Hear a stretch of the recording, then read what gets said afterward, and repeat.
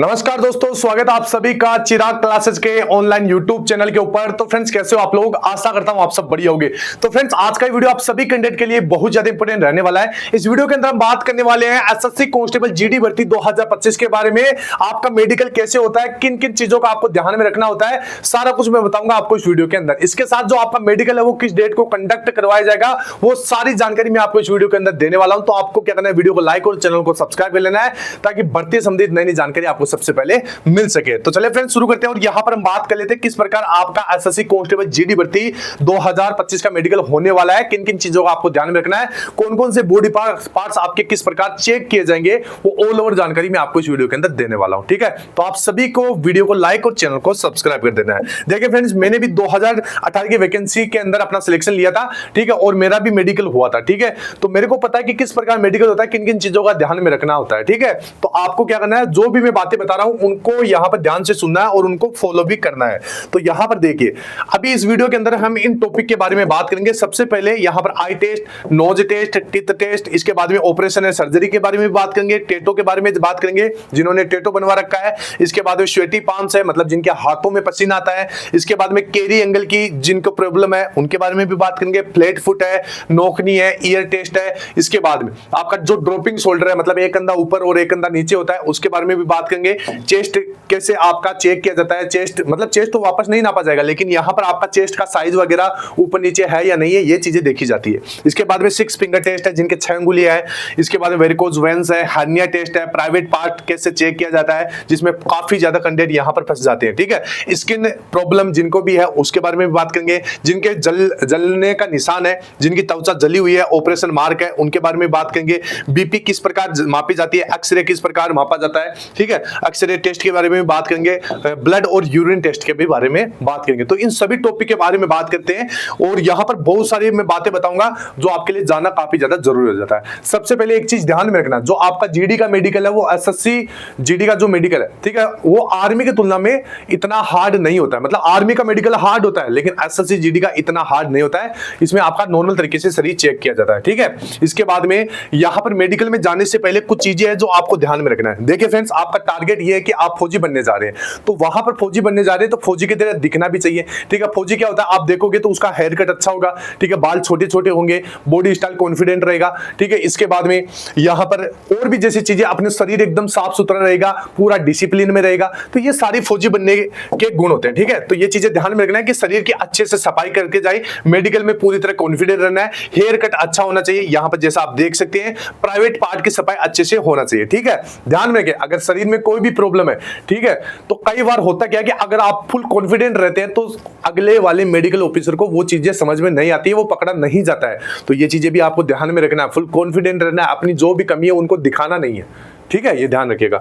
इसके बाद में चलिए आगे बढ़ते हैं और यहां पर बात कर लेते हैं। आगे यहां पर देख सकते हैं आई टेस्ट, आंखों की जांच किस प्रकार की जाती है। सबसे पहले यहां पर ये देख लीजिए, यहां पर देखिए आंखों की जांच में मैं आपको बता देता हूं कि 2 तरीके के कैंडिडेट होते हैं। एक तो होता है जो अपना सारा काम राइट हैंड से करता है, ठीक है, जिसे आप राइटी भी बोल सकते हैं। एक होता है लेफ्ट हैंड से करने वाला, जिसे आप लेफ्टी भी बोल सकते हैं। ठीक है, जो राइट हैंड कैंडिडेट है उसकी जो राइट आई होती है, मतलब जो दाई आंख होती है, ठीक है, वो एकदम बेटर आई मानी जाती है, वो 6/6 होनी चाहिए। अगर आप लेफ्ट हैंड कैंडिडेट है तो आपकी लेफ्ट आई बेटर आई मानी जाएगी, मतलब आपकी वो 6/6 होनी चाहिए। ठीक है, अगर जैसे आप राइट हैंड कैंडिडेट है, आपकी लेफ्ट आई है, वो यहां पर 6/9 भी चलेगी। ठीक है, इसी प्रकार यहां पर लेफ्ट हैंड कैंडिडेट के लिए भी, मतलब लेफ्ट हैंड कैंडिडेट है तो उनकी जो राइट आई है, ठीक है, वो 6/9 तक हो सकती है। ठीक है, यहां पर आप आई साइड वगैरह देख सकते हैं कि सबसे पहले यहां पर ये चीजें समझ लीजिए कि यहां पर कौन सी आई बेटर आई है, कौन सी आई वर्स आई है। ठीक है, इसमें आप देखोगे तो ये है एक राइट हैंड कैंडिडेट। ठीक है, इसके बाद में ये है एक लेफ्ट हैंड कैंडिडेट। ठीक है, इसमें देख सकते हैं बेटर आई कौन सी है, ये सारी चीजें आपको समझ में आ गई होगी। इसके बाद में चलिए आगे बढ़ते हैं और यहां पर हम बात कर लेते हैं आई साइट के बारे में। आई साइट क्या होता है, देखिए यहां पर सारा कुछ आपका नोटिफिकेशन से मैं आपको बताने वाला हूं। ठीक है, तो ध्यान से देखना, इसमें मैंने आपको बताया था कि जो आपकी बेटर आई है, ठीक है, जैसे अगर आप राइट हैंड है तो आपकी जो बेटर आई कौन सी होगी, राइट आई होगी। ठीक है, वो कितनी होनी चाहिए, 6/6। ठीक है, और जो अगर आप राइट हैंड कैंडिडेट है तो आपकी जो लेफ्ट आई है वो 6/9 भी चलेगी। ठीक है, इसी प्रकार ये नियम आपका लगता है किसके ऊपर, ये नियम भी आपका लेफ्ट हैंड कैंडिडेट के ऊपर भी लगता है। ठीक है, ये चीज ध्यान में रखना, उनकी बेटर आई कौन सी होगी, लेफ्ट आई होगी। इसके बाद में चलिए, इसके बाद में देख सकते हैं यहां पर कलर विजन आपका CP3 बाय ECRS से चेक किया जाएगा। ठीक है, और और भी आपका जैसे यहां पर आंखों की जांच की जाएगी, जैसे आपको 20 मीटर दूरी पर खड़ा कर दिया जाएगा, कुछ आपको लेटर्स पढ़वाए जाएंगे, कुछ नंबर्स भी पढ़वा सकते हैं, चाहे वो हिंदी में हो चाहे वो आपके इंग्लिश में हो, और यहां पर कुछ और भी चीजें आपसे पढ़वाई जा सकती है, ठीक है, ये ध्यान रखना। इसके बाद में अभी देखिए विजन, यहां पर देख सकते हैं आपकी आंखों की रोशनी स्नेल चार्ट जिसमें अलग अलग साइज के अक्षर होते हैं से चेक की जाती है, दूर और पास की दृष्टि दोनों चेक की जाती है, ध्यान में रखिएगा। इसमें विजन भी आपका चेक किया जाता है, जिसमें देखोगे आपका डिसेंट विजन यानी बिना चश्मे या कॉन्टेक्ट लेंस के आपके 6/6 या 6/9 होना चाहिए, ठीक है। अभी मैंने ये आपको शुरू में बता दिया था कि 6/6 कौन सी होना चाहिए, 6/9 कौन सी होनी चाहिए। एक अंक 6/6 और दूसरे अंक 6/9 तक स्वीकार्य है। इसके बाद में नियर विजन में J1 और J2 है, ठीक है। इसमें एक जेगिर चार्ट होता है, ठीक है, वो आपसे पढ़वाया जाएगा। J1 और J2 के हिसाब से आपकी चेक होती है, ठीक है। कलर विजन में आप देख सकते हैं रंग पहचानने की क्षमता आपकी चेक की जाती है, जिसमें इशारा चार्ट होता है या फिर आपका लंटन, ठीक है, टेस्ट से चेक किया जाता है। इसके बाद में लेंटर्न, इसके बाद में यहां पर आप देख सकते हैं कि उम्मीदवार लाल और हरे रंग के को सही से पहचान पाता है या नहीं, ये चीजें यहां पर आपका कलर विजन में चेक की जाती है। कलर विजन की आपकी एक बुक होती है, वो आपसे पढ़वाई जाती है। कलर ब्लाइंडनेस वाले उम्मीदवार डिस्क्वालीफाई हो जाते हैं, ध्यान में रखना। इसके बाद में स्क्वेंट आई यानी जिसके बेंगापन की समस्या है, ठीक है। बेंगापन अभी मैं आपको आगे भी बताऊंगा। आंखों का स्क्वेंट यानी बेंगापन ये स्वीकार्य नहीं होता, ठीक है, यानी आंखों का स्क्वेंट नहीं होना चाहिए, दोनों आंखें एक साथ सही काम करनी चाहिए, ठीक है, मूवमेंट उनका सही होना चाहिए।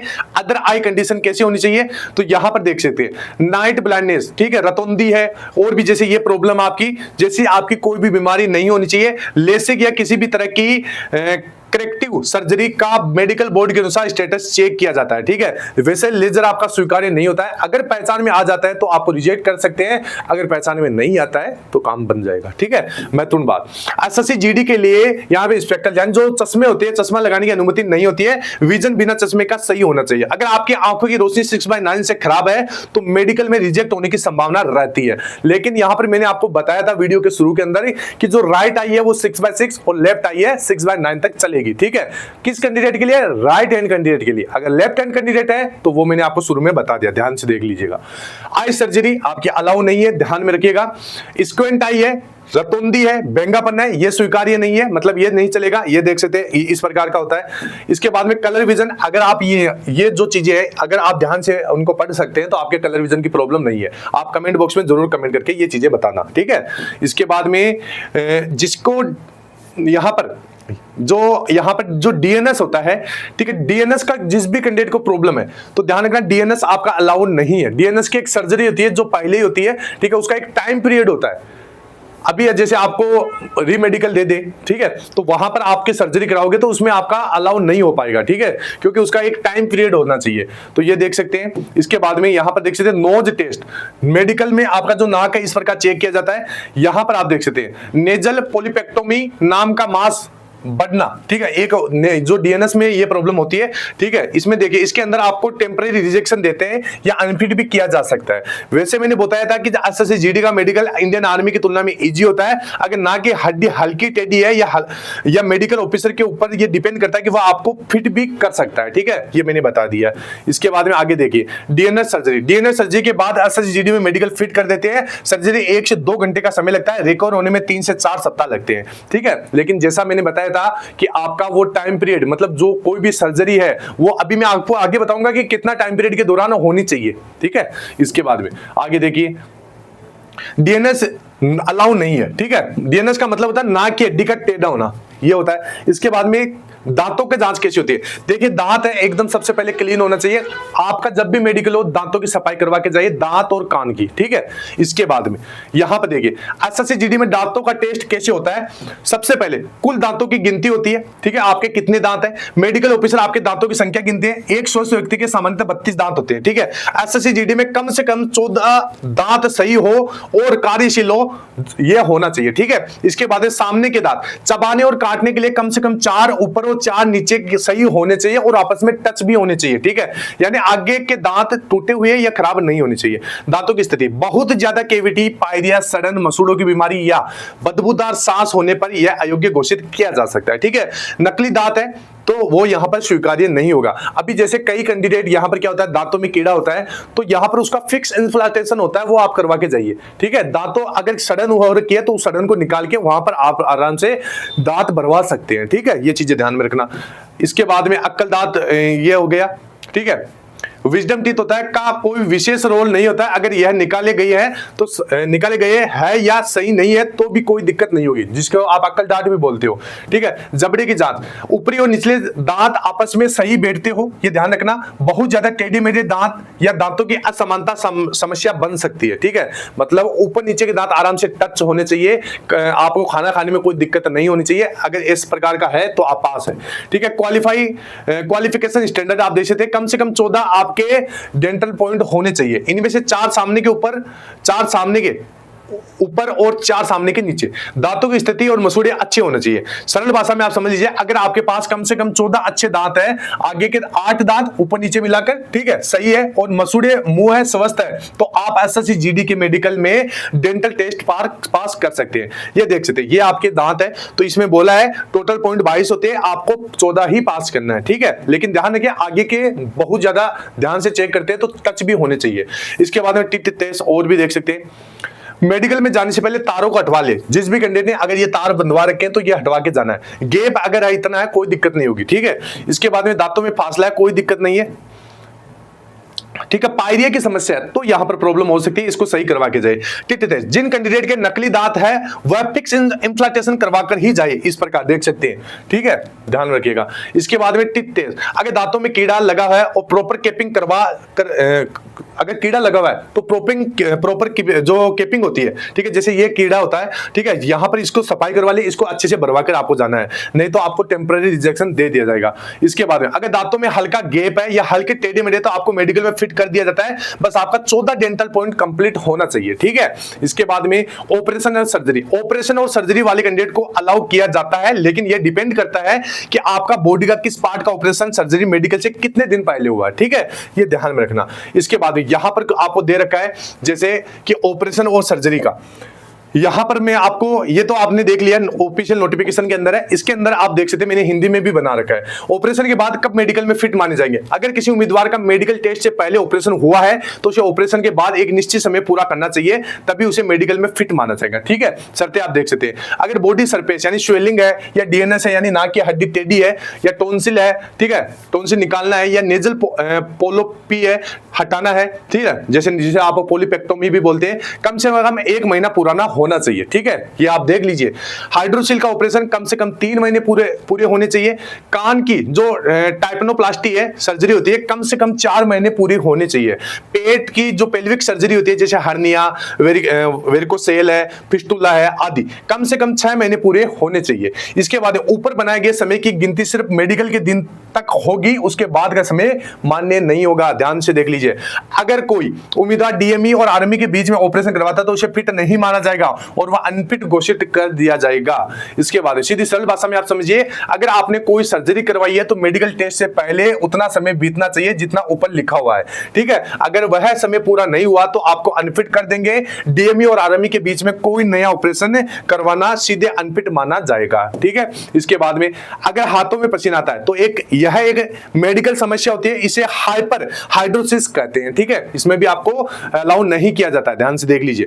इसके बाद में टेटो है, तो टेटो में आपका टेटो किस प्रकार का है, ये कुछ शर्तें होती है, ये आप देख सकते हैं नोटिफिकेशन के अंदर है, इसको हिंदी में समझिए।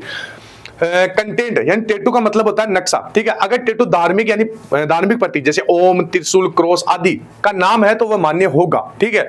मतलब कोई भी आपत्तिजनक, अश्लील या गैर कानूनी डिजाइन वाला टेटू स्वीकार्य नहीं है। इसके बाद में लोकेशन आप देख सकते हैं, टेटू किस जगह पे होना चाहिए। टेटू सिर्फ बाएं हाथ के अंदर वाले हिस्से पर या हथेली की पीठ पर मान्य है, ठीक है, ये ध्यान रखना। दाएं हाथ पर टैटू नहीं होना चाहिए, ठीक है, दाएं क्योंकि सलूटिंग होता है, इसे आप सलूट करते हैं तो इसके ऊपर आपका टैटू नहीं होना चाहिए। इसके बाद में क्योंकि यह सलूटिंग हैंड है, साइज आप देख सकते हैं टैटू का साइज शरीर के उस हिस्से यानी हाथ या कोहनी के 1/4 हिस्से पर, अब यहां से लेकर यहां तक हाथ और कोहनी के 1/4 हिस्से से कम होना चाहिए, यानी बहुत बड़ा टैटू मान्य नहीं होगा। इसके बाद आसान भाषा में टैटू धार्मिक या नाम वाला नहीं होना चाहिए, टैटू धार्मिक या नाम वाला होना चाहिए, ठीक है। बाएं हाथ या हाथ की पीठ पर हो तो चलेगा, साइज छोटा होना चाहिए 1/4 से कम। दाएं हाथ पर या बहुत बड़ा टैटू रिजेक्शन करवा सकता है। इसके बाद में कैरी एंगल की समस्या भी आप देख लीजिए, कैरी एंगल अलाउ नहीं है, ये ध्यान रखना, ये देख सकते हैं। इसके बाद में यहां पर कुछ आपको पोजीशन दे रखी है, जैसे 5 से 15 डिग्री नॉर्मल कैरी एंगल है, ठीक है। अगर आपका कैरी एंगल 15 डिग्री से अधिक है तो आपको अलाउ नहीं किया जाएगा, अगर कम भी है, ठीक है, तो भी आपको अलाउ नहीं किया जाएगा, 5 से 15 डिग्री के बीच में अलाउ होगा। इसके बाद में फ्लैट फुट की समस्या है तो इसमें आपको रिजेक्ट कर देंगे, ठीक है, ये देख सकते हैं। इस प्रकार फ्लैट फुट किस कारण होता है? सबसे पहले वजन बढ़ने के कारण, आपके पूरे शरीर का वजन पंजों के ऊपर आ जाता है, इस कारण पंजे फ्लैट हो जाते हैं। ज्यादातर नंगे पांव और बिना चप्पल के घूमने से भी ऐसा होता है। इसकी कुछ एक्सरसाइज होती है, इससे आपको कुछ यहां पर फर्क देखने को मिलता है, ठीक है। तो सभी एक बार वीडियो को लाइक और चैनल को सब्सक्राइब कर दे। अब चलिए आगे बढ़ते हैं। अभी देखिए नोकनी क्या होता है, नोकनी के बारे में, क्या नोकनी अलाउ है? तो यहां पर अगर आपके घुटने टच हो रहे हैं, ठीक है, तो ये देख सकते हैं नॉर्मल स्थिति में खड़ा है लेकिन घुटने टच हो रहे हैं तो आपको नोकनी की प्रॉब्लम है। अगर आप नॉर्मल स्थिति में खड़े हैं, घुटने टच नहीं हो रहे हैं तो आपको नोकनी नहीं है। अगर यहां पर ज्यादा भी गैप है तो भी आपको ये प्रॉब्लम हो सकती है, ठीक है। नोकनी आप देख सकते हैं, ये देख सकते हैं, ये नोकनी है, ये नॉर्मल है, ठीक है, और ये अलाउ नहीं है, ये यहां पर आप देख सकते हैं। इसके बाद में क्लीन योर ईयर्स, जब भी आप मेडिकल करने जाओ, मेडिकल आपका हो, तब आप ध्यान रखें कानों की अच्छे से सफाई करवा के जाइए, ठीक है। ईयर टेस्ट कैसे होता है वो भी मैं आपको बताऊंगा। ईयर टेस्ट में क्या होता है कि आपसे कुछ मेडिकल ऑफिसर कुछ चीजें बोलता है, वो आपको आपको अच्छे से समझ में आनी चाहिए, सुनाई देना चाहिए, ठीक है। इसके बाद एक मशीन डाल के भी कानों को चेक किया जाता है, ठीक है, ये ध्यान रखना।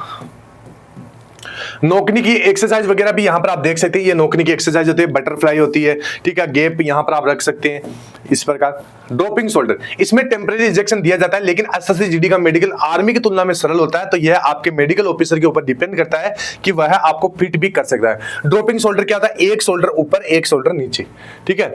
तो यहां पर ये इतना, इसमें इतना नहीं निकालते, ठीक है, ये ध्यान रखना। इसके बाद में ये देख सकते हैं ड्रॉपिंग शोल्डर, ये कानों का है, कान में कचरा नहीं होना चाहिए, ये स्लाइड ऊपर नीचे हो गई है। कान बहने की प्रॉब्लम नहीं होनी चाहिए, कान में पर्दे में छेद नहीं होना चाहिए, सुनने की क्षमता सामान्य होनी चाहिए, ठीक है। इसके बाद में 6 फिंगर है तो अलाउ नहीं होगा, ध्यान में रखना, ठीक है। चेस्ट, छाती का शेप नॉर्मल होना चाहिए। चेस्ट में क्या होना है? छाती अंदर दसी हुई नहीं होनी चाहिए, निपल्स एक लेवल में होने चाहिए। यहां पर आप देख सकते हैं, कुछ यहां पर देख सकते हैं, ये ऊपर नीचे है, टेढ़े मेढ़े है, तो इस प्रकार नहीं होना चाहिए। ज्यादा गड्ढा भी नहीं होना चाहिए, ज्यादा उभरी हुई भी नहीं होनी चाहिए, ठीक है। इसके बाद में ये नॉर्मल है। इसके बाद में वेरिकोज वेन्स, यानी पैरों के अंदर जो आपकी नसें दिखाई देती है नीली नीली, वो अलाउ नहीं है, ध्यान में रखिए। ये देख सकते हैं, ये गुच्छे नुमा संरचना होती है, ठीक है, ये अलाउ नहीं है। 6 फिंगर वाला मैंने आपको शुरू में बता ही दिया। प्राइवेट पार्ट कैसे चेक किया जाता है वो भी मैं आपको बताऊंगा, ठीक है। हर्निया, सबसे पहले हर्निया यहां पर अलाउ नहीं है। हर्निया क्या होता है? शरीर का कोई अंग बाहर निकल जाता है जिसे हर्निया कहते हैं, और ये अक्सर आपके यहां पर नीचे की तरफ होता है, ठीक है, ये अलाउ नहीं है। इसकी सर्जरी होती है, वो करवा के जाओगे तो ही अलाउ होगा, लेकिन सर्जरी के लिए भी मैंने टाइम पीरियड ऊपर बता दिया, ठीक है। इसके बाद में हर्निया टेस्ट, ठीक है। टेस्टिकल टेस्ट, अभी देखिए टेस्टिकल 2 होनी चाहिए, यहां पर आप देख सकते हैं, नॉर्मल शेप में होना चाहिए, ना तो कोई ज्यादा बड़ा ना कोई ज्यादा छोटा। दोनों टेस्टिकल की साइज में थोड़ा फर्क भी हो सकता है, कोई प्रॉब्लम नहीं होगी, ठीक है। सामान्यतः एक टेस्टिकल दूसरे टेस्टिकल की तुलना में थोड़ा सा ऊपर नीचे होता है, ठीक है, ऊपर नीचे, और बड़ा या छोटा थोड़ा सा बहुत हो सकता है, फर्क हो सकता है, लेकिन ऐसे ज्यादा भी नहीं है, ठीक है, ये ध्यान रखना। इसके बाद में पाइल्स, अगर आपका प्रॉपर ट्रीटमेंट करवा लेते हो तो मेडिकल में फिट कर दिया जाता है, फॉल्स में कोई दिक्कत नहीं आएगी। क्लीन योर बॉडी, सबसे पहले ध्यान रखना प्राइवेट पार्ट की अच्छे से सफाई कर लीजिएगा, वरना वहीं पे आपको रिजेक्शन देके बाहर भेज दिया जाएगा। इसके बाद में स्किन प्रॉब्लम, अगर जला हुआ है, ऐसी प्रॉब्लम में मेडिकल में अनफिट किया जा सकता है। यह सब मेडिकल ऑफिसर के ऊपर डिपेंड करता है। सबसे पहले अगर ज्यादा है तो रिजेक्शन होगा, कम है कोई दिक्कत नहीं होगी। इसके बाद में पेनिस टेस्ट, पेनिस का जो छेद है वो सेंटर में होना चाहिए, पेनिस का छेद एक ही होना चाहिए, ठीक है, यहां पर आप देख सकते हैं। इसके बाद में टेस्टिकल टेस्ट, टेस्टिकल में पानी भरा हो या वर्दी होती हो तो उसमें रिजेक्शन दे सकते हैं, यहां पर आप देख सकते हैं, ठीक है, क्योंकि ये बहुत बड़ी समस्या होती है। इसके बाद में एक्सरे, हार्ट बीट और यूरिन टेस्ट, ये सब आपके किए जाते हैं। बीपी आपकी हाई बीपी 100 से 140 मानी जाएगी, लो बीपी 60 से 90 के बीच में आपकी मानी जाएगी, ठीक है। नॉर्मल आपकी कितनी 120 80 से, ठीक है, ये होनी चाहिए। इसके बाद अगर इस बर्न और ऑपरेशन मार्क, ठीक है, अगर इस तरह कोई भी निशान हो और वह आपकी फिजिकल फिटनेस पर कोई प्रॉब्लम नहीं दे रहा है तो आपको वो फिट कर दिया जाएगा, ठीक है, ये ध्यान में रखिएगा। नॉर्मल है चल जाएगा, ज्यादा है तो आपको रिजेक्शन दे सकते हैं, ठीक है। तो ऑल ओवर मैंने आपको सारी जानकारी दे दी है कि किस प्रकार आपका एसएससी जीडी का मेडिकल होता है। देखिए फ्रेंड्स, नॉर्मल आप रहिए, कोई प्रॉब्लम है तो कॉन्फिडेंट रहिए, ठीक है, कोई दिक्कत नहीं होगी। बहुत सारे लोग यहाँ पर पास हो जाते हैं, मैंने बहुत सारे लोग ऐसे देखे जिनकी आंखें टेढ़ी मेढ़ी है, वो भी यहाँ पर सिलेक्शन ले रखे हैं। तो कोई दिक्कत नहीं है, आराम से जाइए। कोई भी डाउट है कमेंट बॉक्स में पूछेगा। रही बात जो मेडिकल है वो नवंबर के फर्स्ट वीक में करवा लिया जाएगा। अब किसी भी डेट को हो सकता है 4 5 6, ठीक है। तो आप क्या करना है, जब तक ऑफिशियल जानकारी नहीं आ जाती मैं आपको नहीं दे सकता, ठीक है। 1-2 दिन में मैं आपको सारी जानकारी ये बता दूंगा। आई होप वीडियो अच्छा लगा होगा। फिर मिलते हैं नेक्स्ट वीडियो के अंदर, तब तक के लिए जय हिंद, जय भारत, वंदे मातरम।